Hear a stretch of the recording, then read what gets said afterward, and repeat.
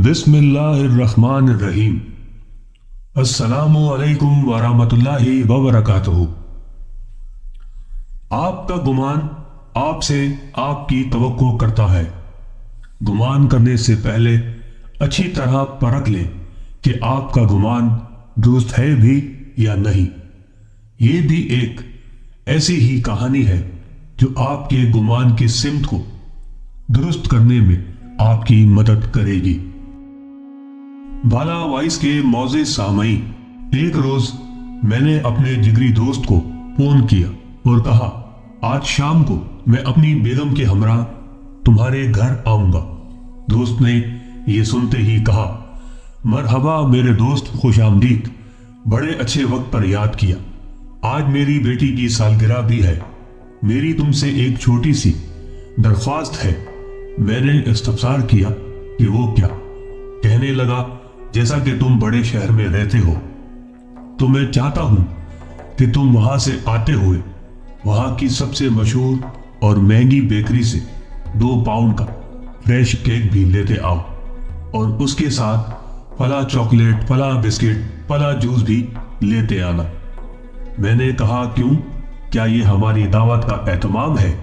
دوست نے کہا نہیں، یہ تمام اشیاء میری بیٹی کی پسندیدہ ترین چیزیں ہیں، اور آج میں اپنی بیٹی کے ساتھ اس کی سالگرہ منانا چاہتا ہوں، لیکن مجبوری یہ ہے کہ اس وقت میں باہر نہیں جا سکتا، اور میں اسے اس بات کا احساس دلائے بغیر حیران کرنا چاہتا ہوں۔ میں نے اپنے دوست کی بتائی ہوئی تمام مطلوبہ چیزیں خریدی۔ پرتعیش بیکری کا بل بھی ٹھیک ٹھاک بن گیا۔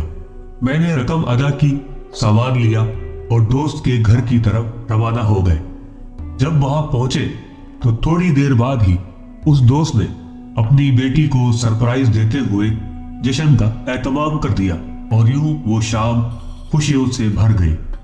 رات گئے جب میں نے اپنے دوست سے اجازت چاہی تو اس نے کہا میرے پاس کیک کا ایک بڑا ٹکڑا بچا ہے، براہ کرم مجھے شرمندہ نہ کیجیے گا اور اسے اپنے بچوں کے واسطے لے جائے۔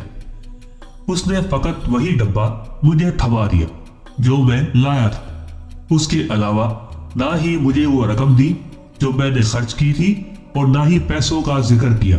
اس نے کیک کے ٹکڑے کے ساتھ مجھے الوداع کہا۔ میں وہاں سے رخصت ہوا اور واپسی پر سارے راستے اسے کوستا رہا، اور اس وقت کو کوستا رہا جب میں نے اسے بتایا کہ اس کے ساتھ کچھ وقت گزارنے کے لیے آ رہا ہوں۔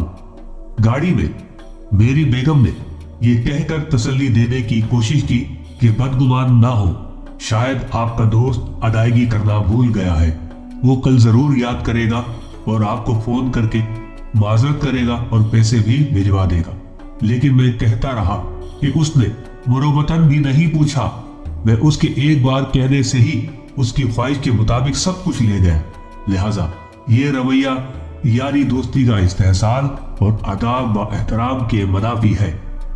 میں بدستور غصے میں بڑبڑاتا رہا۔ گھر پہنچ کر بیگم کو کہا کہ شیخ صاحب نے جو کیک کا ٹکڑا تھما کر احسان کیا ہے، وہ کیک کا ٹکڑا بچوں کو کھلا دو، کم از کم کچھ تو دل ٹھنڈا ہو۔ بیگم نے ڈبہ کھولا تو اس میں کیک کا ایک ٹکڑا اور پوری رقم کے ساتھ شکریہ کا ایک رکا ملا، جس پر یہ الفاظ تحریر تھے میرے دوست، باوجود اس کے یہ بڑی رقم ہے، مگر میں جانتا ہوں کہ تم مجھ سے کسی بھی صورت میں پیسے نہیں لوگے، اس لیے میں نے تمہارے علم میں لائے بغیر پیسے ڈبے میں رکھ دیے ہیں۔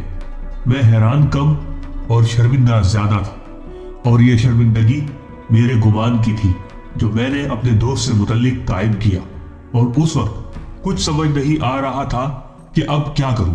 میں نے اپنی بیوی سے پوچھا کہ اس دوران میں نے اپنے دوست کے متعلق جو گمان کیا تھا تو کیا میں اپنے دوست سے اپنے برے خیالات کے لیے معذرت کروں اور معافی مانگوں؟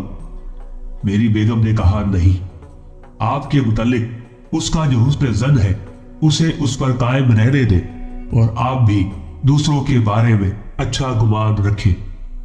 سامعین، ہمارے اکثر مسائل ہمارے قول و فعل میں پیدا ہونے والی غلط فہمی اور ہمارے رویوں کی غلط تشریح کی وجہ سے ہوتے ہیں۔ کاش ہم ایک دوسرے کے لیے ایسے ہی اچھے بہانے بنا سکتے، جیسے میرے دوست نے کیک کے ایک ٹکڑے کے بہانے ڈبے میں رقم رکھ دی تھی۔ سامعین، درود شریف پڑھ لیں۔